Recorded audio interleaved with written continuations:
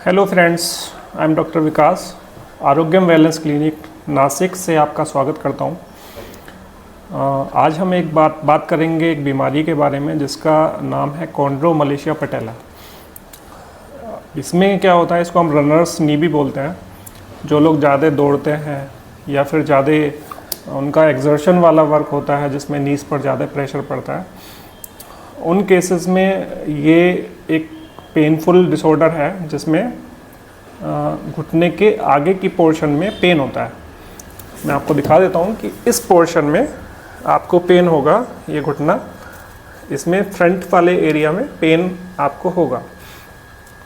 अब उसके क्या क्या कारण होते हैं, जैसे कि लोग ज़्यादा दौड़ना, ज़्यादा एथलेटिक एक्टिविटी, या फिर नी पे ज़्यादा प्रेशर पड़ना, आगे की तरफ ज़्यादा झुका के रखना, आपके मसल्स में इम्बैलेंस हो जाना, जैसे कि क्वाड्रिसेप्स मसल्स होती हैं या ग्लूटियल मसल्स होती हैं, उन दोनों के बीच में बैलेंस होना बहुत इम्पोर्टेंट है। अगर वो बैलेंस नहीं होगा तो उसमें पेन होने के चांसेस हो जाते हैं, जिसमें आपका जो चपनी होती है, जिसको हम पटेला बोलते हैं,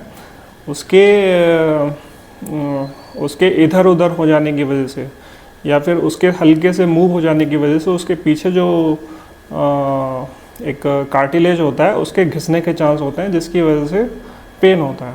अब ये सीवियर कंडीशन में काफ़ी ज़्यादा हो सकता है। इसके ग्रेड होते हैं, ग्रेड 3 के ऊपर अगर चला जाए तो उसमें डिटोरिएशन के ज़्यादा चांसेस होते हैं, जिसमें आपको नी आर्थराइटिस के भी चांस बन जाते हैं अगर आप उसके कॉजेज़ हैं उसको दूर नहीं करेंगे। एक और इसका कारण होता है जिसको हम इंजरी की वजह से भी हो सकता है कुछ केसेस में, जैसे कि घुटने पे इंजरी हो जाए तो उसमें आपका जो पटेला है उसके लोकेशन वाइज थोड़ा सा डिसलोकेशन होने की वजह से भी ये कॉन्ड्रोमलेशिया पटेला बीमारी हो सकती है।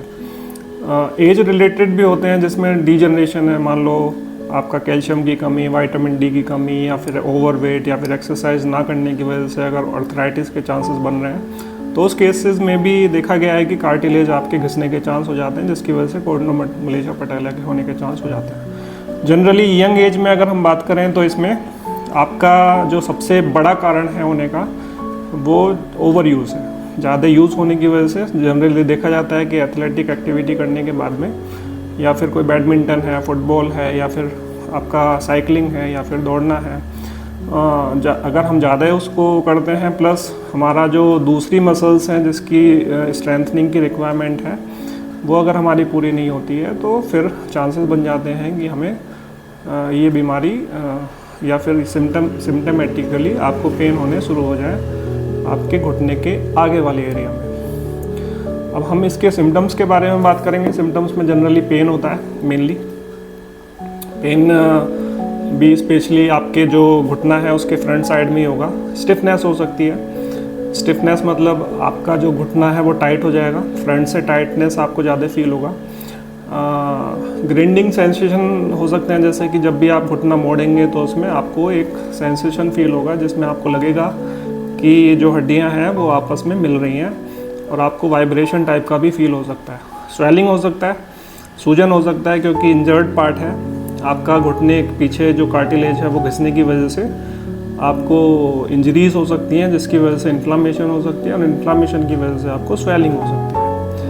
अब आप बात करेंगे इसके ट्रीटमेंट की। सबसे इम्पोर्टेंट ट्रीटमेंट जो उसका बेसिक कॉज है उसको दूर करना है। बेसिक कॉज जो मैंने बताए आपको क्या क्या कॉज हैं। अगर आप एथलेटिक एक्टिविटी ज़्यादा कर रहे हैं तो उसमें रेस्ट की रिक्वायरमेंट होती है, पर जनरली 2-3-4 महीने के रेस्ट के बाद भी ये ठीक नहीं हो पाता है अगर ये इसका कारण कुछ और है। कारण इसका जनरली मस्कुलर इम्बैलेंस होते हैं। तो मसल इम्बैलेंस में फ़िज़िकल एक्टिविटी करके या फिर फिजियोथेरेपी या फिर फिज़िकल थेरेपी को अपनाकर आप इस बीमारी को दूर कर सकते हैं। उसमें रिकरेंस के चांसेस नहीं होते अगर हम रेगुलर फिजियोथेरेपी, कुछ एक्सरसाइजेज होती हैं जो मैं अभी आगे बताऊंगा, 3-4 तरीके की एक्सरसाइज करके आप इसको दूर कर सकते हैं। पेन मैनेजमेंट, अगर आपको सीवियर पेन हो रहा है, कार्टिलेज ज़्यादा घिस रहा है या फिर ज़्यादा डिटोरिएशन है तो पेन सीवियर होगा, जिसमें आप ओवर द काउंटर मेडिकेशंस या फिर कुछ पेन मैनेजमेंट टेक्निक जैसे कि हीटिंग, अगर क्रॉनिक पेन है तो हीटिंग थेरेपी, अगर लोकल इन द सेंस आपका एक्यूट पेन है, acute in the sense 72 hours के अंदर अगर पेन है तो आप कूलिंग थेरेपी, कूल थेरेपी या फिर आइस थेरेपी को यूज़ कर सकते हैं। उसको भी मैं अपनी आने वाली वीडियोस में बताऊंगा किस तरीके से आप आइस एप्लीकेशन कर सकते हैं। करीब 20 मिनट की एप्लीकेशन, आइस एप्लीकेशन। अगर आपको क्रॉनिक हो गया, मतलब 10-15 दिन के बाद में भी पेन अगर बना हुआ है, तब आप उसमें पेन मैनेजमेंट के लिए हीटिंग थेरेपी दे सकते हैं। हीटिंग इन द सेंस आपको गर्म एप्लीकेशन देनी होंगी। रेयर केस में सर्जरीज़ की रिक्वायरमेंट होती है। जब आपका इंजरी ज़्यादा हो जाए, जब आपका कार्टिलेज ब्रेक हो जाए, तो उसके रिपेयरिंग के लिए सर्जरीज़ की रिक्वायरमेंट होती है। प्रिवेंशन पे भी आपको फोकस करना चाहिए। प्रिवेंशन इन द सेंस रोकथाम कैसे करें। आपका जो मस्कुलर इम्बैलेंस की वजह से अगर हो रहा है, तो उसमें मस्कुलर स्ट्रेंथनिंग सारी बॉडी की बहुत इंपॉर्टेंट होती है, जो योगा से हम अचीव कर सकते हैं।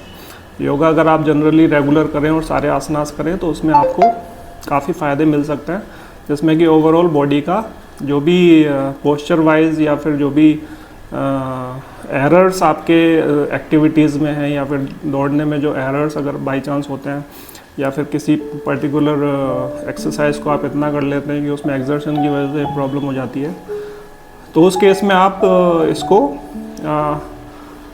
एक तरीके से योगा अगर हम करें, जनरल एक्सरसाइज, जनरल योगासनास करें, तो उसमें हमारी सारी बॉडी के मस्कुलर जो भी इम्बैलेंसेस हैं या फिर जो भी वीकनेस है, उसको हम दूर कर सकते हैं। इसलिए योगा बहुत इंपॉर्टेंट है। एक्सरसाइज रेगुलरली बहुत इंपॉर्टेंट है। प्रॉपर फुटवियर का भी बहुत इंपॉर्टेंट रोल इसमें आता है, क्योंकि जो आपका आर्च है, जो आपके फीट में आर्च होता है, मैं आपको दिखा देता हूँ कि ये जैसे एरिया है, इसमें जो आपका फीट में आर्च है, ये वाला जो एरिया है, इसमें प्रॉपर आर्च ना होने की वजह से, प्रॉपर उसका एक तरीके से जो उसका जो एंगल है, उसमें कुछ प्रॉब्लम होने की वजह से, या फिर वहाँ के जो मसल्स है, जिसको प्लांटर मसल्स कहते हैं, या फिर बाई चांस उसमें कभी कभी क्या होता है कि planter fasciitis, inflammation of the feet muscles की वजह से भी आर्च में कुछ प्रॉब्लम आ गया है, जिसकी वजह से आपका जो स्टैंडिंग पोस्चर है वो करेक्ट नहीं है, जिसकी वजह से प्रेशर आ जाता है आपके पटेला और पटेला के नीचे जो जॉइंट, जो कार्टिलेज है उसमें, तो उसकी वजह से भी ये प्रॉब्लम आ सकती है। तीसरा, प्रिवेंशन पे हमें ओवर यूज़ पे भी फोकस करना है कि ओवर यूज़ ना हो। अगर आपको पेन हो रहा है, सीवियर पेन है या पेन बढ़ रहा है, तो उस एक्टिविटी को तुरंत बंद कर दें और 2-4 दिन का रेस्ट करें। आइसिंग एप्लीकेशन कर सकते हैं। अगर फिर भी पेन बना रहता है, तो आप और भी ट्रीटमेंट जो होते हैं पेन मैनेजमेंट के, वो हम अपना सकते हैं। हाँ, तो सबसे पहले मैं आपको बताना चाहूँगा कि इस कंडीशन में सबसे पहले जो हम एडवाइस करते हैं लोगों को, कि ये जो आपकी मसल्स हैं, ये जो आपकी मसल्स हैं, फ्रंट जो मसल्स होती हैं आपकी थाई की, इनको हमें थोड़ा सा रिलैक्स करना होता है। ठीक है, उस रिलैक्सेशन के लिए हम थोड़ी बहुत मसाज कर सकते हैं, जैसे कि ये मूवमेंट, इस तरीके के मूवमेंट जो रिलैक्सेशन के लिए, फ्रिक्शन वगैरह हम दे सकते हैं, या फिर हल्का हल्का जॉइंट मोबिलाइजेशन कर सकते हैं, इसको हल्का हल्का दबा सकते हैं, जिससे कि आपकी ये जो टाइट मसल्स हैं ये थोड़ा सा रिलैक्स हो जाएंगी। कम से कम 10 मिनट के लिए आप इस प्रोसीजर को करें। बाकी उसके अलावा ये एक मूवमेंट होते हैं जिसमें आपका जो जॉइंट है वो थोड़ा सा मोबिलाइज हो रहा है, जो आपका फ्लूइड है उसको इधर उधर करने में सपोर्ट मिल रहा है। अगर हम ये मूवमेंट 5-10 मिनट के लिए करते हैं, तो आपका जो फ्लूइड है, जो इसमें मॉइस्चर की रिक्वायरमेंट है, जो ड्राइनेस की वजह से हमें इंजरीज के चांसेस हो रहे हैं, तो वो ड्राइनेस कम करके, मॉइस्चराइज करके इसको हीलिंग में सपोर्ट। अब नेक्स्ट एक्सरसाइज, हमें अपने पैर को इस तरीके से ऊपर उठाना है और कम से कम 30 सेकेंड्स तक, 30 टाइम्स तक गिन सकते हैं। 1 2 3 4 इस तरीके से 30 टाइम्स गिनेंगे और वापस रख सकते हैं। आपका जो ये पार्ट है, इस पे आप प्रेशर आएगा, इसमें कॉन्ट्रैक्शंस होंगे, इसकी टाइटनेस बढ़ेगी, जो कि आपके फ्रंट ऑफ द पटेला, जो पटेला है उसके टिश्यूज़ को, क्योंकि जो फीमर है, जो आपकी ये वाली बोन है, उसको थोड़ा सा ट्विस्ट करने में सपोर्ट करती हैं ये मसल्स। अगर हल्की सी ट्विस्टिंग होएगी तो आपका जो पटेला के पीछे का जो एरिया है उसको थोड़ा सा रिलैक्सेशन होने में सपोर्ट मिल जाएगा। यही एक बेसिक कारण है हमारी ये ग्लूट मसल्स को स्ट्रेंथन करने का। इसको इस तरीके से उठाएंगे, 30 तक गिनेंगे और फिर छोड़ देंगे। अगली एक्सरसाइज में हम सिंपली, हमें लेटना है और जो आपके अंदर के ग्लूट मसल्स हैं, जो आपके नितंबों के मसल्स हैं, उनको टाइट करना है।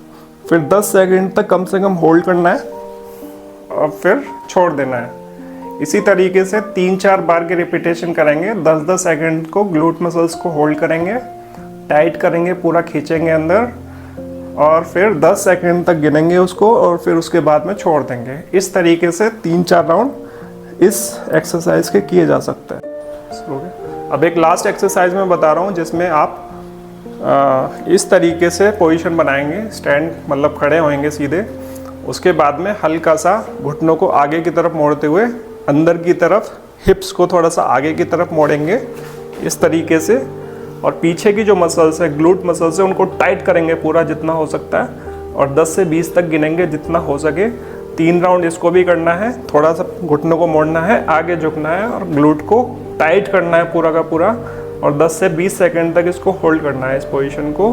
3-4 रिपीटेशन इस एक्सरसाइज के हो जाएंगे। इस तरीके से 5-6 एक्सरसाइज करके रिपीटेशन कर करके आप इन मसल्स को थोड़ा सा स्ट्रेंथन करके आपकी जो फीमर बोन है, जो हड्डी है, उसको हल्का सा इस तरीके से मोड़ के जो पटेला के पीछे का जो आपका जो कार्टिलेज है उसको थोड़ा सा रिलैक्स करने में हम सपोर्ट कर सकते हैं। रेगुलर अगर ये वाली स्ट्रेंथनिंग एक्सरसाइज चलती रहेगी तो आने वाले टाइम में आपको रनर्स नी होने के चांसेस काफ़ी कम हो जाते हैं। ये एक बेसिक ट्रीटमेंट है, बेसिक एक्सरसाइज है जो हम फॉलो कर सकते हैं।